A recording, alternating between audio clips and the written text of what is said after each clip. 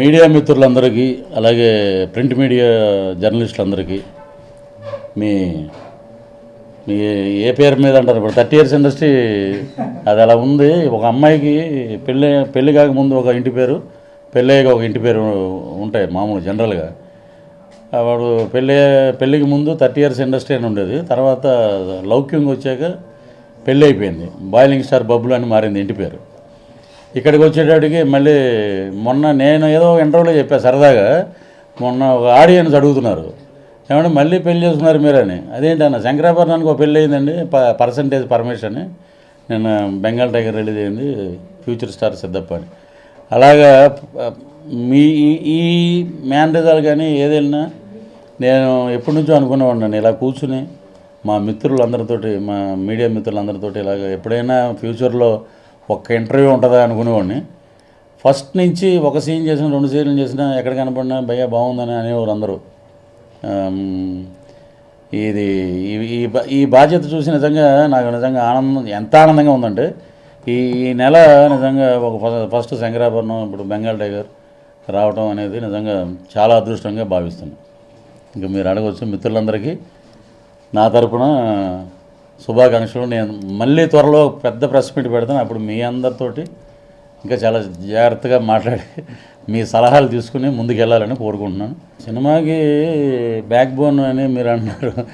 ఇప్పుడు సినిమాకి ఉపయోగపడ్డ ఒక సీను మా ప్రభాకర్ రెడ్డి గారు చనిపోయి ఎక్కడున్నారో కానీ, డాక్టర్ ఎం ప్రభాకర్ రెడ్డి గారు నన్ను ఇండస్ట్రీకి తీసుకొచ్చారండి. ఆయన ఒక మాట అనేవారు, జర్నీ అనేది చాలా కష్టం, సినిమా జర్నీ. ఒక రియల్ ఎస్టేట్ అంటే ఎక్కడో చోట రేట్ వస్తే పెరుగుతుంది, ఒక గవర్నమెంట్ ఎంప్లాయర్కి రిటైర్ అయితే ఏదో ఒకటి ఉంటుంది. కానీ బట్ సినిమా ఆర్టిస్ట్ కానీ డైరెక్టర్ కానీ ఇక్కడ ఉన్న టెక్నీషియన్లు కానీ 24 క్రాఫ్ట్స్కి ఒక శాపం ఉంది ఏంటంటే అది ఎప్పుడు వస్తుందో తెలియదు, ఎప్పుడు వెళ్ళిపోతుందో తెలియదు. ఇది మటుకు చాలా గుర్తుపెట్టుకోమనేవాడండి. ఎప్పుడు అహంకారం అనేది ఆకాశం అంతా, దాన్ని ఎప్పుడు నెత్తి మీద పెట్టుకోవద్దు. మంచితనం అనేది కనపడిన నక్షత్రం, దాన్ని మటుకు వెతుక్కుని దగ్గరికి తీసుకోనివాడు మాట. ఆయన సిగ్నల్ దగ్గరికి ఒకళ్ళు కారులో వెళ్తారు, ఒకళ్ళు బైక్ మీద వెళ్తారు, ఒకళ్ళు సైకిల్ మీద వెళ్తారు, ఒకళ్ళు నడిచి వెళ్తారు. ఎలా వెళ్ళినా కూడా మనం గమ్యస్థానానికి రీచ్ అవుతాం, ఇది మటుకు మైండ్లో పెట్టుకుని అనేవారు. ఒక్క షాట్లో కనపడినా, ఒక సీన్లో కనపడితే చాలు అనుకునేవాడిని. అలాంటిది ఈరోజు ఈ ఇచ్చిన అవకాశం ఇచ్చిన నాకు ఎంతోమంది దర్శకులు, నిర్మాతలు, రైటర్స్ ముఖ్యంగా వాళ్ళందరికీ నేను ఎప్పుడూ జీవితాంతం రుణపడి ఉంటాను అనమాట. ఇంకా బాధ్యత పెరిగిందండి. ఇప్పుడు ఆ ఫ్యాన్ సినిమా ద్వారా నాకు పెద్ద బ్రేక్ వచ్చింది. ఎక్కడ కర్నూలు వెళ్ళినా, అనంతపూర్, కడప వెళ్తే బాలయ్య లెజెండ్ సింహ అని అలా అరుస్తుంటే చాలా భయం వేసిందండి. తర్వాత ఇమ్మీడియట్గా డిక్టేటర్ సినిమా, ఆ సినిమాలో ఎప్పుడైనా నేను నమ్మేది ఏంటంటే ఆ సినిమాకి సంబంధించిన ఎపిసోడ్ చేసినప్పుడు, పర్టికులర్ హీరో చేసినప్పుడు ఆ హీరో గొప్పతనాన్ని హైప్ చేసి చూపిస్తే ఫ్యాన్స్ ఇంకా మనల్ని ఎక్కడో పెడతారండి. దాన్ని కించపరిచేటట్టు అసలు చేయకూడదండి. అలాంటి క్యారెక్టర్స్ అసలు నేను చేయనండి. సో ఆ లౌక్యంలో ఆ క్లైమాక్స్లో ఈజ్ లేజెండ్ అంటే బాలకృష్ణ గారు లెగ్స్ అవి మా కనల్ కన్నన్ గారు 7 టేకులు 8 టేకులు పట్టియండి. ఆ లెనిన్ ప్యాంట్ తెప్పించి ఆ కంప్రెసర్ పెట్టి అలా ఊగుతుంటే, అలా నడుస్తుంటే ఒరిజినల్ బాలయ్య గారు ఎలాగైతే ఉందో అలా ఉండాలి అని తీశారండి. అది అభిమానులు ఆదరించారు. అది నాకు ఇంకొక ఇది తెచ్చిపెట్టింది, ఆయనతోటి యాక్ట్ చేసే అవకాశం వచ్చింది డిక్టేటర్లో. రియల్ లైఫ్ సిద్ధప్పులు ఎవరిని పెట్టలేదండి దాంట్లో. ఎందుకంటే ఇవన్నీ ఎలా వస్తాయంటే, అంతకుముందు సంపత్ గారు గబ్బర్ సింగ్ 2 చేయాలి, పవన్ కళ్యాణ్ గారితో సినిమా చేయాలి. పవన్ కళ్యాణ్ గారు ఎప్పుడు పిలిచినా నేను మళ్ళీ సినిమా చేయడానికి నేను రెడీగా ఉన్నాను. అక్కడ వరకే మనకు తెలిసింది. సో సిద్ధప్ప అనేది అది చాలామంది అడిగారు థియేటర్లో కూడా. అసలు అది ఏం కాదు, అది దీన్ని డిజైనింగ్ చేసేటప్పుడే ఇదే ఆఫీసులో పిలిచి ఒక క్యారెక్టర్ అప్పుడు కిక్ 2 సినిమా చేసి వచ్చాను మేము జైసల్మేర్ నుంచి. నేను పిలిపించి అసలు రవి గారు కూడా నాకు చెప్పలేదు, హీరో గారు దీంట్లో క్యారెక్టర్ లేవు అన్నారు ఫస్ట్. ఆ క్యారెక్టర్ డిజైన్ చేసి గంగం స్టైల్ ఉన్న ఆ గెటప్ తీసి షూ కాడి నుంచి మొత్తం డ్రెస్ అంతా ఒకే ప్యాటర్న్లో డిజైన్ చేసి దానికి బార్న్ స్టార్ అని పెట్టి, అది ఎక్కడంటే ఆయన ఫస్టే డిజైన్ చేశాడండి. షూటింగ్ ఇక్కడ చెప్పిందే తీసాడండి ఆయన. ఈ ఆఫీసులో ఏమైతే చెప్పారు సంపద అదే తీశారు. ఏది నీకేం తెలుసు అన్న యాక్టర్ గురించి, ఈ మధ్య పవర్ స్టార్ పవన్ కళ్యాణ్ గారు పార్టీ పక్కన నిలబడితే ఎలా గుద్దారు ఓట్లు, ఫ్యూచర్లో నీకు కూడా ఒక స్టార్ కావాలనే నేనుంటానని అలా వెళ్ళే జోన్ ఉండే క్యారెక్టర్. రవితేజ గారితో ఫస్ట్ చెన్నై నుంచి రవితేజ గారితో ట్రావెలింగ్ అండి. చెన్నై నుంచి ఒక లాఠీ అనే ఒక సినిమా చేసినప్పుడు మేము ఇద్దరం ఎంచిమేళ్ళు ఉంటాం వెనకాల. ఒరే ఒకళ్ళకి ముందు వస్తుంది అవకాశం, ఒకళ్ళకి వెనకాల వస్తుంది, నువ్వేం కంగారు పడకు, నువ్వు ఏదొచ్చినా యాక్సెప్ట్ చేస్తుండు, అదే ఎనర్జీ మనకి అని ఫస్ట్ నుంచి చెప్పే వ్యక్తి అండి. ఎరగా తీసావు కుమ్మావు అంటాడండి ఆయన ఏదైనా సినిమా రిలీజ్ అయితే.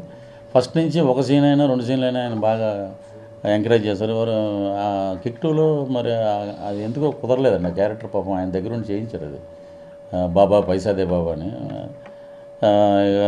దీంట్లో ఆయన సీన్లో అత్తారింటికి దారి అది క్లైమాక్స్ అది చేసి అప్పటి వరకు నేను ఏ డైలాగ్ చెప్పను, ఆ సీన్ మొత్తం వాడి మీద వెళ్ళనే ఉండి లాస్ట్లో నేను చెప్తాను అన్నారు. అది ఆయన ఏదైతే అన్నారో లాస్ట్లో నేను వచ్చి చెప్తే ఇలోరియస్గా పండుద్ది అన్నారు.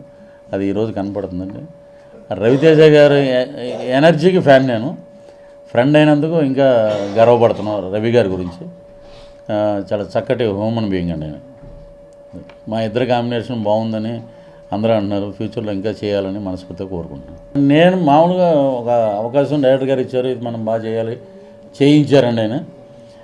ఆయనకి ఉందండి, సంపత్నంది గారు అన్నారు అన్నమాట, ఇది ఇలోరియస్గా ఉంటుంది, ఈ ట్రాక్ పండిందంటే బ్రహ్మాండంగా ఉంటుంది సినిమాలో, ఇది మటుకు బ్లాక్ బస్టర్ ట్రాక్ అయ్యేది.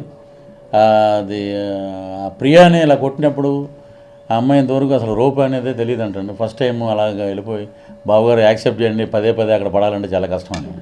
అమ్మాయి పిల్లలు వెళ్ళిపోవటం పైకి వెళ్ళిపోయాక అన్నయ్య షాక్ అయ్యా, అన్నయ్య రేపు నేను మేకప్ వేసుకుని దిగితే 2 రాష్ట్రాల్లో ఉన్న ప్రేక్షకుల పరిస్థితి ఏంటి ఇవి చెప్తుంటాడండి. చెప్పంగానే ఆయన లాస్ట్లో ఎందుకన్నయ్య నేను హీరో అవుదాం అనుకుని నేను హీరో ఎందుకు అవ్వలేకపోతున్నాను, నువ్వు ఎందుకు అడ్డుకుంటున్నావో నాకు తెలియదు, కనిపించిన శత్రువుతో అంతర్గత పోరాటం చేస్తున్నానని, కుదిరితే క్షమించు లేకపోతే శిక్షించు, కానీ నాలో ఉన్న నటుని గుర్తించన్నయ్యా, గుర్తించు.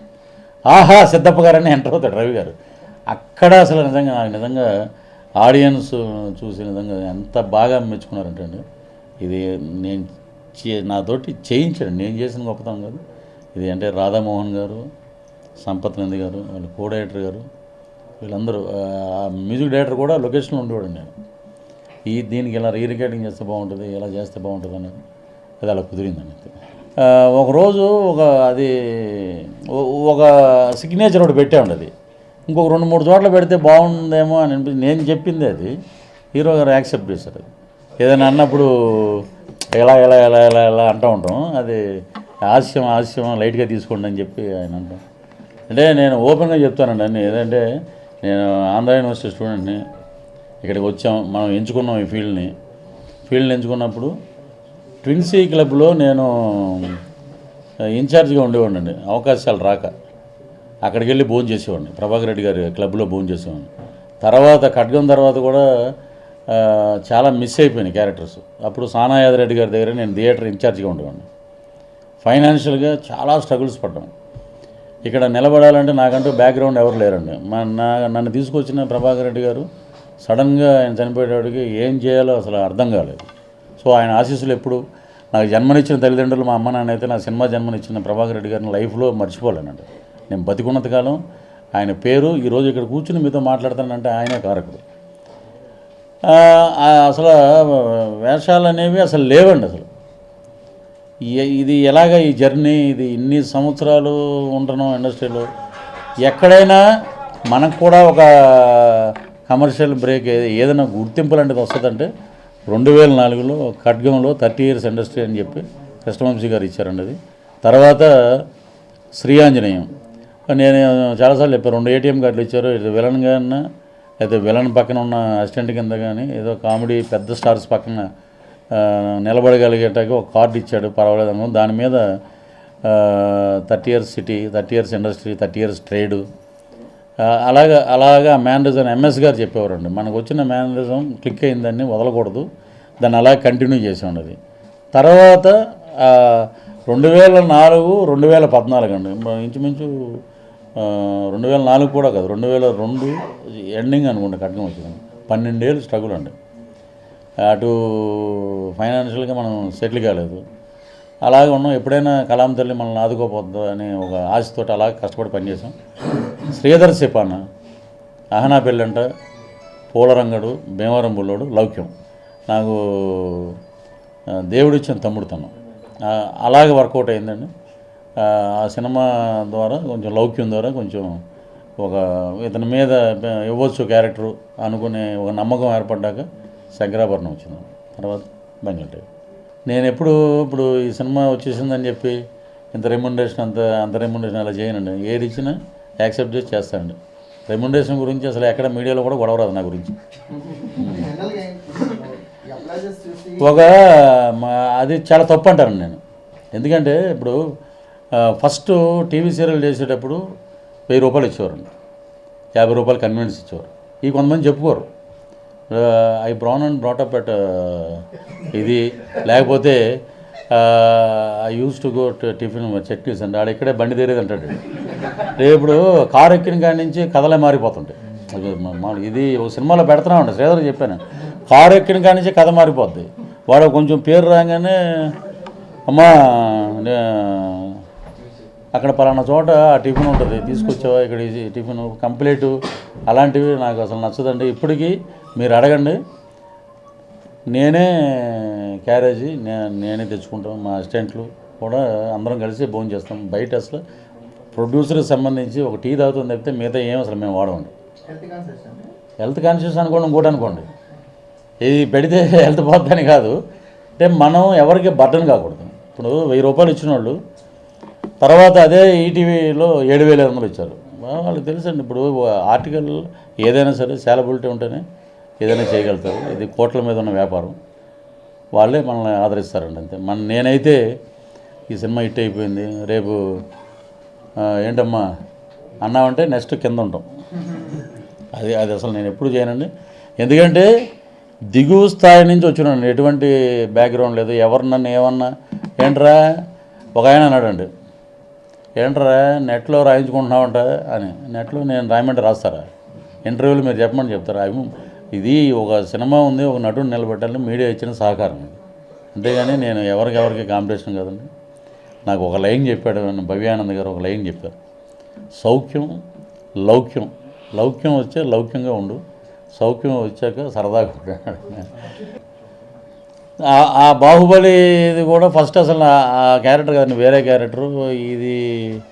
తర్వాత ఈ క్యారెక్టర్ వద్దులే, వేరే ఏదన్నా వేషం చేస్తే బాగుంటుందంటే బాహుబలి మేము ఎడిదిరిగి ఆ జిమ్ చేస్తున్నాం కాబట్టి అది అలా ఉపయోగపడిందండి. శివయ్య క్యారెక్టర్ ప్రభాస్ గారిని ఎక్కడ తగ్గించకుండా శివయ్య ఎలా ఉంటాడో అలాగే తీశారు. అది కట్టప్ప కృష్ణభగవాన్ గారు ఇచ్చేయండి అంటే ఇచ్చేస్తారు, నాకు ఆ కెమెరా ఇచ్చేయండి అంటే ఇచ్చేస్తారు ఎవరు. ఇప్పుడు మీరున్నారు, మీ జేబులోంచి ఏదైనా ఇచ్చేయమంటే ఎవరు. ఒక స్టార్ కమెడియన్ పాత్రలనే ఇప్పుడు నాకు సోహన్ బాబు గారు చనిపోయి ఎక్కడ ఉన్నారు కానీ మహానుభావుడు, నేను ఇండస్ట్రీకి వెళ్ళే ఒకసారి ఒక హీరోని చూడాలి, సోహన్ బాబు గారు నా ఫేవరెట్ హీరో, చూడాలండి అని ప్రభాకర్ రెడ్డి గారిని అడిగితే ఇంటికి తీసుకెళ్ళాడు ఆయన మెడ్రాస్లో. ఆయన చూడంగానే ఒరే మన క్యారెక్టర్ మంది, నేను ఎప్పుడు అందరూ వెళ్ళిపోయాక సైకిల్ వేసుకుని వెళ్ళేవాడిని ఆఫీసులకి. సోహన్ బాబు పృథ్వీ అలా ఉండు నువ్వు. ఇప్పుడు నా క్యారెక్టర్ సోహన్ బాబు వేస్తాడంటే నేను చాలా హ్యాపీ ఫీల్ అవ్వాలండి. సోహన్ బాబు గారి క్యారెక్టర్ నేను వేస్తాంటే నేను చాలా హ్యాపీ ఫీల్ అవుతాను.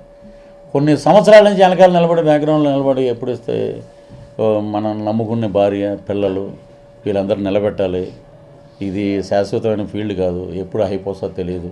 ఎప్పుడైనా దేవుడా ఈ సినిమాని నమ్ముకున్నాం, ఈ కళంతలు నమ్ముకున్నాం, ఎప్పుడైనా మనకి ఏదన్నా విందు భోజనం పెడుతుందని ఎదురు చూసేవాడిని తప్ప ఒక స్టార్ కమెడియన్ని లాగేసుకుని మా పవన్ కళ్యాణ్ గారు ఒక మాట అన్నారు చూసారు, అది ఉంది, ఇస్తే తీసుకో లాక్కోకు, అదే పాలసీ నేను ఫాలో అవుతానండి.